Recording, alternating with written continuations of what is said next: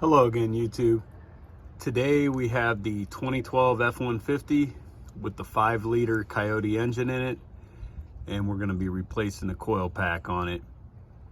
So brief history of what happened was I was driving back about a 3-hour trip. The last, luckily, 5 minutes of it, this thing started stuttering and bucking pretty bad, going between 40 and 55 miles an hour every time I hit the gas.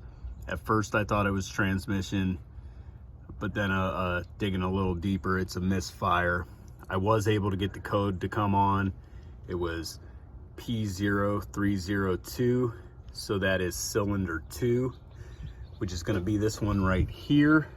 So on this engine, from front to back, left side is 1, 2, 3, 4.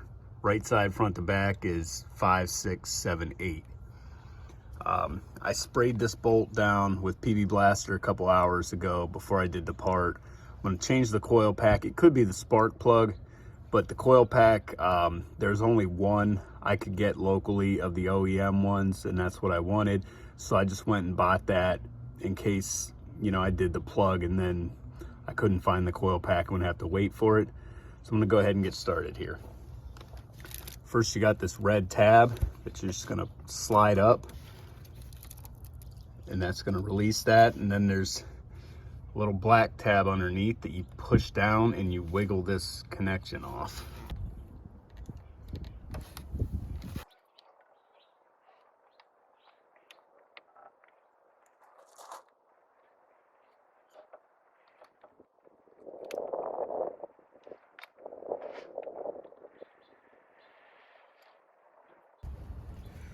Now I'm going to take an 8mm socket, small extension on it, and loosen this bolt.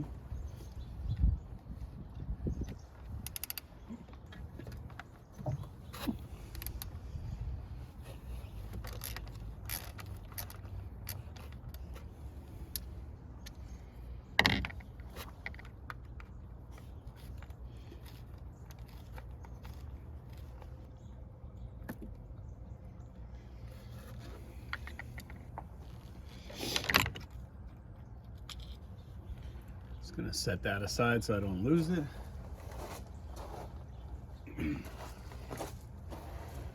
I'm gonna just pull that straight out.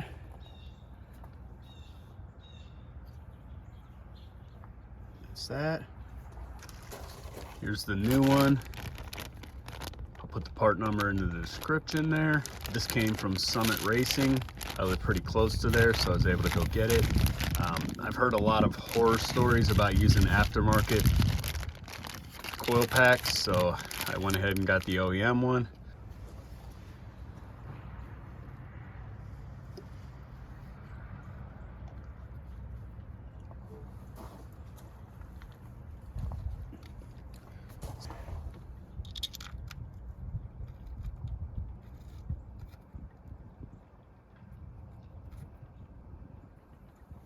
Replace the retaining bolt.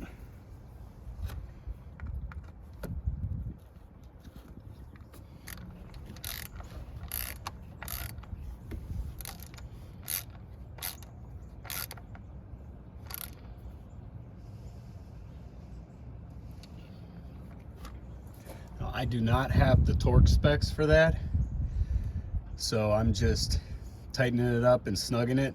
Not over tighten it, it's going through a plastic part. So I just want to make sure it holds in there. You can look up the torque specs yourself if you want it. Slide the connector back on. I can hear a nice little click when I put that in, then I'm going to slide the red tab back down, and that's done. Now I'm going to go for a test drive and see if the issue's still there. If it is, I'll go ahead and replace the plug there. Okay, so I just got back from a quick test drive. You can see I got it up to temperature and everything. I drove it at that speed for quite a while, hitting the gas, letting it slow down, hitting the gas again to see if I could recreate it. And so far it seems to have fixed the issue, so I'm happy with that. You can see I'm almost at 300,000 miles, so I really didn't want to put a whole lot of money into this truck. That's the reason why I just did the one coil pack. That, and from what I understand, the OEM coil packs very rarely fail. I mean, I'm almost at 300,000 miles, so it's not surprising one went out, but there's a good chance the other ones will last for quite a while if the truck lasts that long. So I didn't want to spend, it's about $400 for a set of OEMs. I think it cost me $75 for the one, including tax. Shout out to Summit Racing for having that in stock for me. You can get aftermarket ones. I think you can get a set of aftermarket ones for under $200, but reading the reviews and from what I can understand from talking to people is the aftermarket ones are kind of hit and miss with a lot of miss.